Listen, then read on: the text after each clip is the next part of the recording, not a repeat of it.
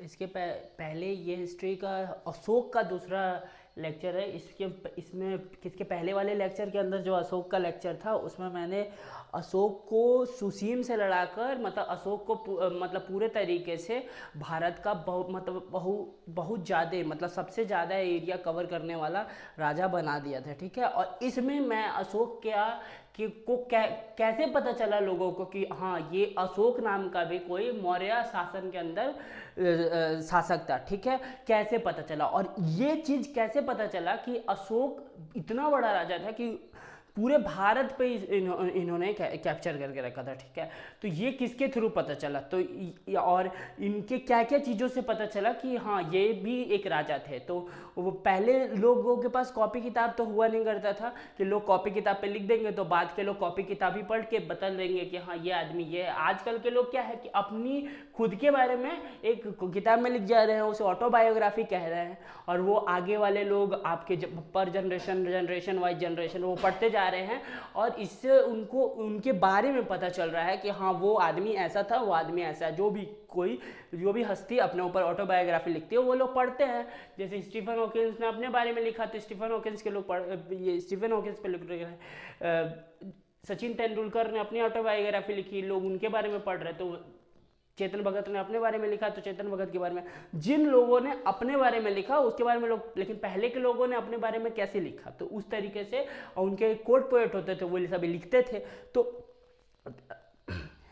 मैंने ये बता दिया था कि अशोक ने जितने लोग रखे थे ना उनको ये पता था कि मैं जहाँ भी जा रहा हूँ उनके वहीं लोकल लैंग्वेज में लिखूंगा ना तो उनको समझ में आएगा कि हाँ लोकल लैंग्वेज में लिखने से लोगों को जल्दी समझ में आता है। ठीक है, वहाँ का अगर लोकल लैंग्वेज में लिखोगे तो जल्दी समझ में आएगा।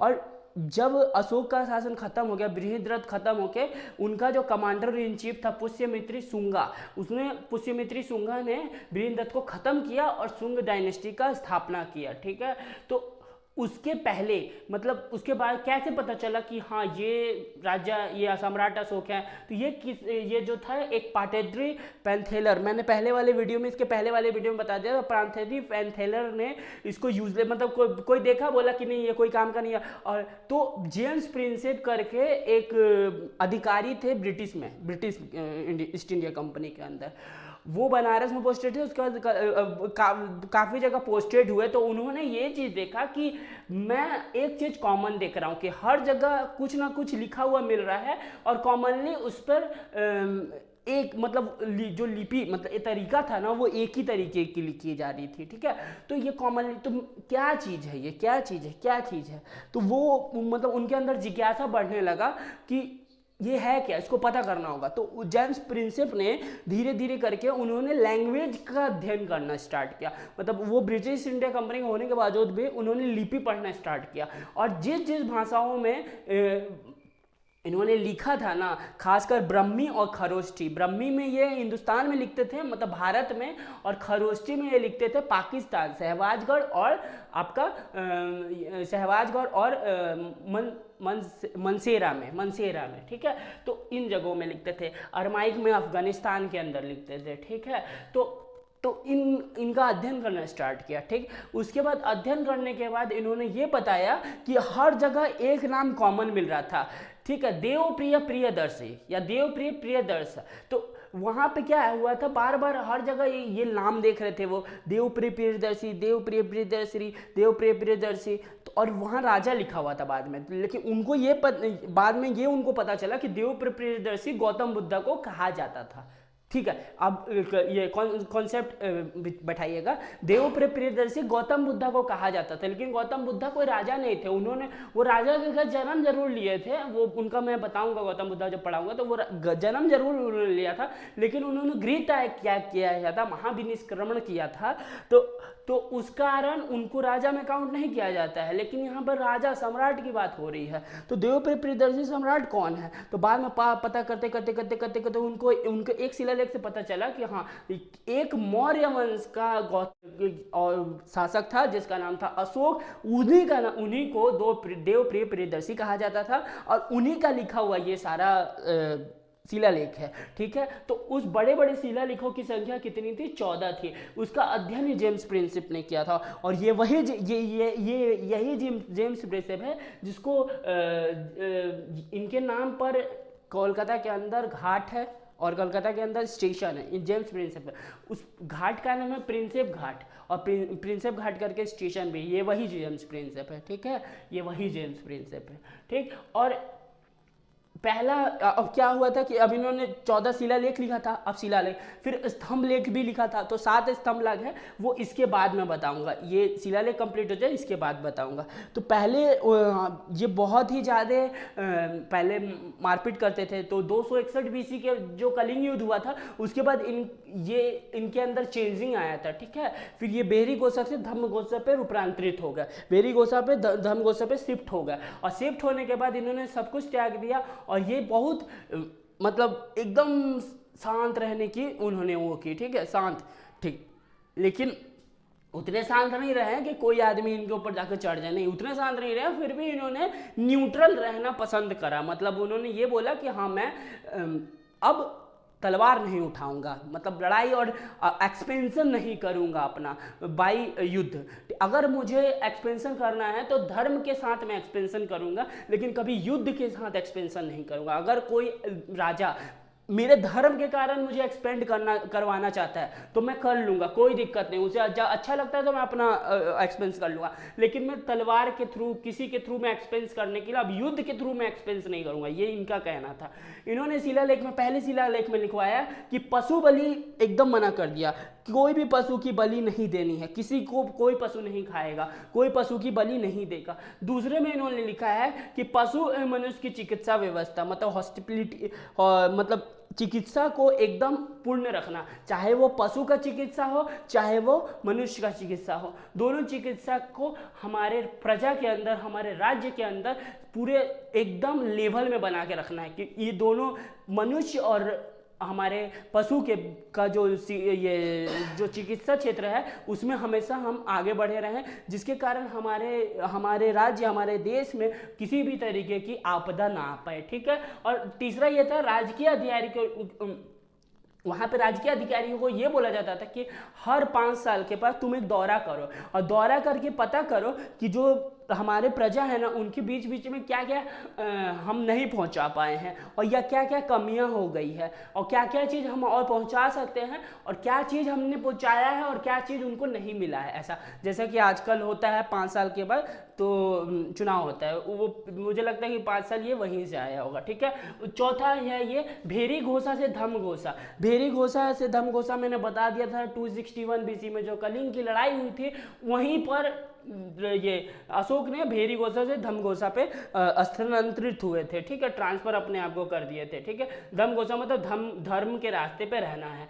5वां पे ये बोला गया है कि धर्म महामंत्रों की नियुक्ति करना। धर्म महामंत्र क्या होते थे? धर्म महामंत्रों क्या होते थे कि वो धर्म के बारे में, कुछ ऐसे लोग होते थे जो सिर्फ धर्म की बातें करते थे और धर्म के बारे में ही रहने की बातें बताते थे कि हाँ, धर्म ऐसा है, वैसा है, ऐसा है, वैसा है, और आप ऐसे करो, ठीक है। वो मतलब अपना जो भी धर्म है था ना, वो पूरा फैलाना चाहते थे कि हाँ, लोग धार्मिक जीवन जिए और लोग सही से रहे एक दूसरे को लेकर, और अच्छी अच्छी बातें बताते थे ये धर्म महामंत्र, ठीक है। धर्म महामंत्रों की नियुक्ति करते थे और बताते ये सारे धर्मों का ज्ञान देते थे, ठीक है। छठा ये था कि आत्मनियंत्रण, मतलब अपने आप में कैसे आप नियंत्रण कर सकते हो कि आपको किसी भी काम वासना हो गया, आपको किसी भी तरीके की दुष्ट नीति हो गया, उस पर ध्यान नहीं देना है, अपने अंदर नियंत्रण बना के रखना है, ठीक है। सातवां और 8वां क्या है? अशोक की तीर्थ यात्रा। अशोक ने जितनी तीर्थ यात्रा की थी ना अपने समय में, उसका सारा वर्णन इस शिलालेख के अंदर 7वें और 8वें शिलालेख के अंदर किया गया है, ठीक है। 9वां शिलालेख जो था ना, उसमें अशोक ने वहां बताया था कि किसी भी लोगों को दूसरे के प्रति शिष्टाचार प्रकट करना होता है। जैसे अगर मान लीजिए मैं आप गुरु हैं और ये कोई चेला है, तो गुरु चेला से शिष्टाचार प्रत्युक्त करेगा कि ऐसे नहीं बोलेगा कि तू उठ के निकल, तू बाहर निकल, ऐसे करके नहीं। शिष्टाचार भी गुरु से लोगों जो आसपास जो लोग हैं वो भी आपस में शिष्टाचार के भावना से मिलते रहेंगे, जुलते रहेंगे। प्रजा का हित, मतलब 10वें में बोला गया है कि प्रजा के हित में काम करने के बारे में बताया गया, और अधिकारियों को यह बताया गया था कि जितनी प्रजा है ना, उनके जितना हो सके उनके हित में ही कार्य करिए, ठीक है। और धम की व्याख्या, मतलब ये जो धम है ना, ये वाला जो धम, इस धम की व्याख्या इस 11वें अभिलेख में किया गया है, शिलालेख में किया गया है कि धम एक्चुअल था क्या।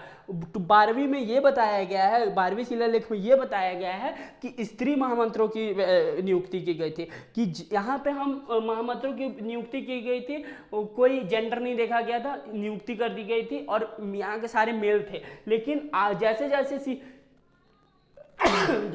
जैसे जैसे चीजें आगे बढ़ने लगी ना, तो स्त्रियों का भी अंदर आना स्टार्ट हुआ। उन्होंने स्त्रियों का भी स्थान दिया अपने कैबिनेट के अंदर, ठीक है। ये बहुत मतलब एक एडवांस तरीके की नियुक्ति करते थे। इनके ये पूरे जैसे अभी के कैबिनेट असेंबली बनते थे ना, और अभी का कैबिनेट मिनिस्टर होते थे या ऐसे कुछ होते हैं ना, उस तरीके से ये उस वक्त रखते थे 200 ईस्वी में। ये जो अशोक थे, ये उस वक्त में कैबिनेट मिनिस्ट्री रखते थे। ये मैं आपको बताऊंगा कि क्योंकि अशोक बहुत बड़ा है।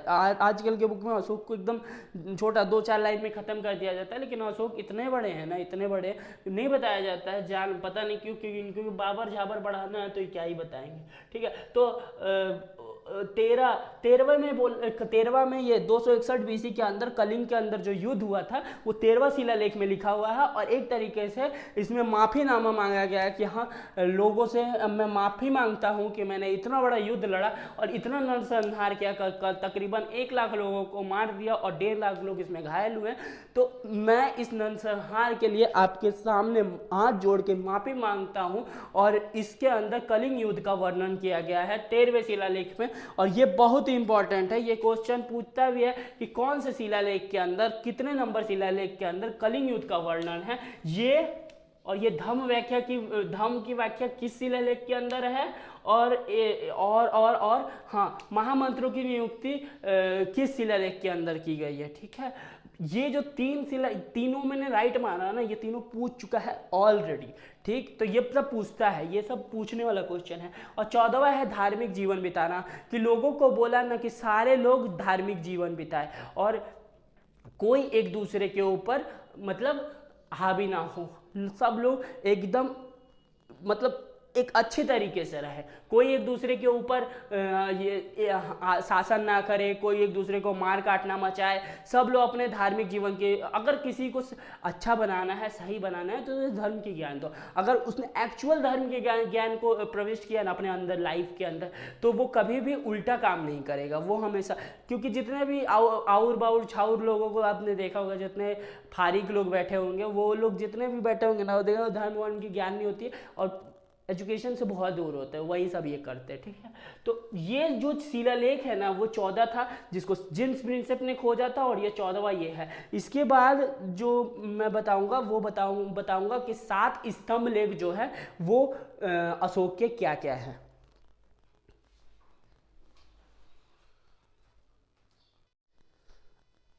ये जो 7 स्तंभ लेख है, मैंने ये पढ़ा, पहले वाला पढ़ा दिया शिलालेख, ये स्तंभ लेख है, 7 स्तंभ लेख है। ये भी इंपॉर्टेंट है, ये भी पूछता है, ठीक है, अशोक के बारे में। ये पूरा का पूरा ब्राह्मी लिपि में लिखा हुआ है। शिलालेखों को अशोक ने ब्राह्मी में भी लिखा था, अरमाइक में भी लिखा था, खरोष्टी में भी लिखा था, ठीक है। लेकिन ये पूरा का पूरा ब्राह्मी में लिखा हुआ है, ठीक है। पहला वाला जो अभी ये आपका स्तंभ लेख है, वो प्रयाग स्तंभ लेख है, ठीक है। प्रयाग ये आपका यूपी में पड़ता है, आपको पता है, ये सब तो नॉर्मल लैंग्वेज है। कौसाम्बी, ये पहले कौसाम्बी में था, फिर इसको अकबर यहाँ से उठा के लेके गया इलाहाबाद में। सोचा क्या चीज़ है, लेके चला जाए, चलो वहाँ पढ़ा जाएगा आराम से, ठीक है। अकबर लेके गया अपने इलाहाबाद के किला में, ठीक है। फतेहपुर सीकरी वाला जो किला बनाया था उसी में लेके गया।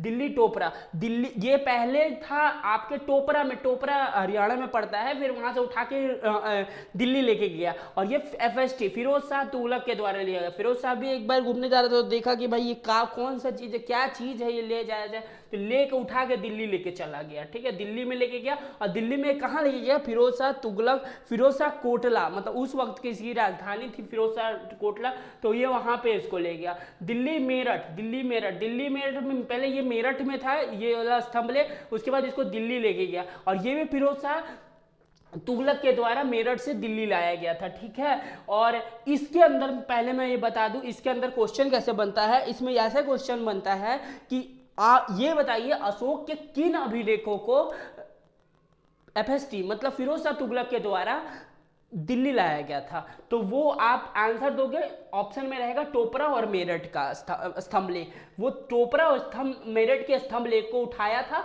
और उसने अपने फिरोज शाह कोटला में उसको स्थानांतरित किया। रामपुरवा ये चंपारण में पड़ता है, ये चौथा स्तंभ लेख वही है।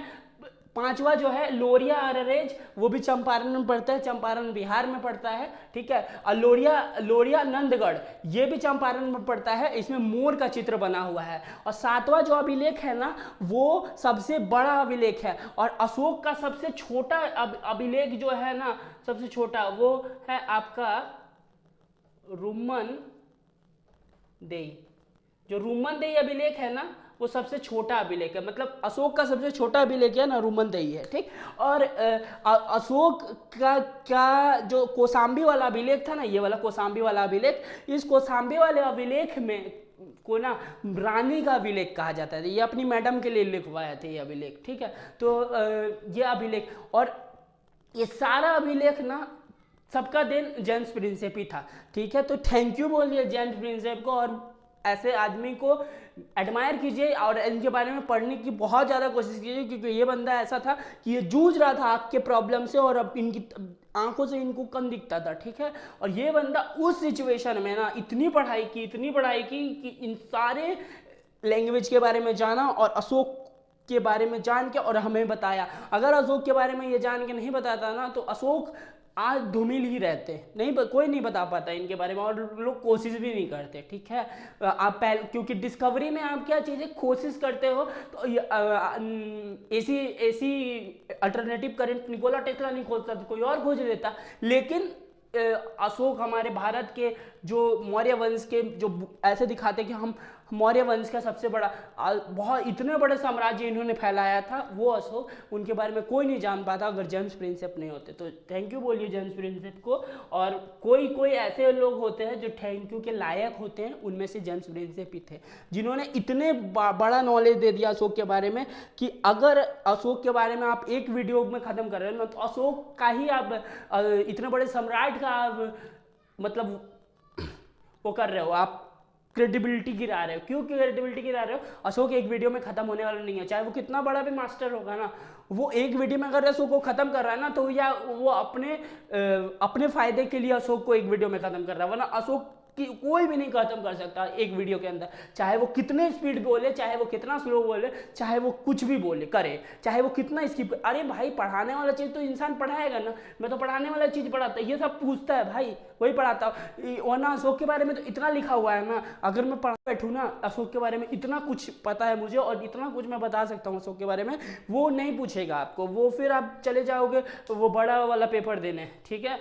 तो वो जितना अभी आपको पूछेगा उतना आप जान लीजिए अशोक। इसके बाद वाले वीडियो के अंदर मैं अशोक का एडमिनिस्ट्रेट बता दूंगा कि अशोक के जैसे कैबिनेट, जो आज के कैबिनेट और ये बनते हैं ना, वो अशोक उस वक्त 261 BC में बनाता था, ठीक है। तो वो कैसे बनता था कि समहर्ता किसे कहते हैं, समधीनता, उसमें कुछ टर्म आएगा, ठीक है। तो इसके बाद वाला जो अशोक का वीडियो है बहुत छोटा होगा, मेरी कोशिश रहेगी, क्योंकि आप लोगों को प्रॉब्लम होता होगा समझने में, तो आप सोचेंगे इतना कैसे याद रखें, लेकिन थोड़ा कोशिश कीजिए, इस वीडियो को 2-3 बार देखिए, आप जिस तरीके से मैं बता रहा हूँ ना, आपको सब याद हो जाएगा। अगर नहीं याद होगा ना, तो आप मुझे कमेंट में कमेंट करिए, और कमेंट जरूर कीजिएगा। कमेंट करने से ना मेरे को पता चलता है कि आप लोग ये वीडियो को देख के समझ पा रहे हो, ठीक है। और नहीं भी समझ में आ रहा है ना, तो भी कमेंट कीजिए कि हाँ भैया नहीं समझ में आ रहा है, लेकिन पॉजिटिव तरीके से कमेंट कीजिए, बोलिए नहीं समझ में आ रहा, फिर समझाऊंगा यार, आपके लिए मैं यूट्यूब पे हूँ और किसी के लिए नहीं, ठीक है।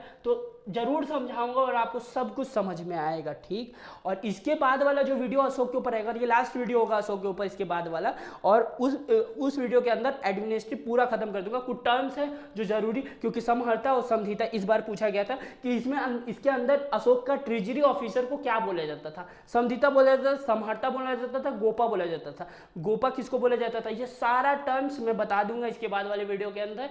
और ऐसे ही मतलब इंफॉर्मेशन वीडियो के लिए आप मेरे चैनल पे बने रहें और जीएस ज्ञान कोर्स को सब्सक्राइब कीजिए, लोगों तक पहुंचाइए। और जीडी और आरपीएफ वाले लड़के आप टेंशन मत लो, आप पेपर से पहले ना इतने ज़्यादा आपके दिमाग में चीज़ें बढ़ जाएगी ना कि आप पेपर में जाओगे ना, पेपर को बोला अरे ये तो आता है मुझे, मार के निकलो, मारो निकलो, मारो निकलो, ऐसा हो जाएगा। तो फिर टेंशन मत लो, आप मेरे साथ बने रहो और देखते रहो जीएस ज्ञान को, सब्सक्राइब करो इसको और लोगों तक फैलाओ कि पता चले उनको कि हाँ एक वीडियो बन रहा है जो इन्फॉर्मेटिव वीडियो है, किसी तरीके की प्रोपेगेंडा और एजेंडा पे नहीं चलाया जा रहा है ये वीडियो को।